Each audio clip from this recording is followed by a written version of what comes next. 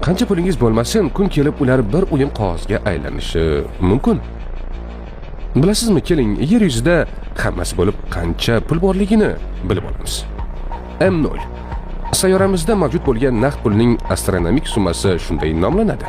Bu taxminan 7 trillion 600 million AQSh dollari. Ular davlatlar orasida shunday taqsimlangan. Har bir yashil kvadrat 100 milliard AQSh dollariga teng. Rublda qancha bo'ladi? Mana shuncha 8 trillion rubl. Bu pulga 30 ta yangi Hadron Collider'ni qurish mumkin yoki Rossiyaning oltin halqasi atrofida diametri 250 kilometr bo'lgan bitta ulkan kollayder yoki Tesla'ni fazoga 1553 marta uchirish mumkin. Bor naqd pul shu. Haftadan kamday tuyuladi.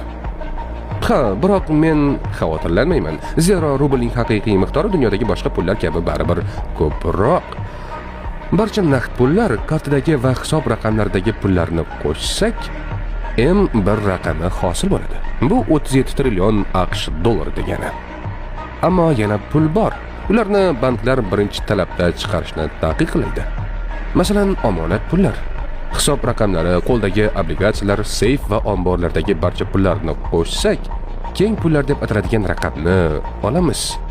Bu butun sayyoramizdagi pullar. U 90 trillion dollarga teng. Biroq hatto bu qiymat ham butun jahon qarziga tenglashmaydi. U 233 trilliongacha o'sib ketgan. Hukumatlar, jismoniy shaxslar va kompaniyalar bir-biridan olgan pul miqdori shuncha.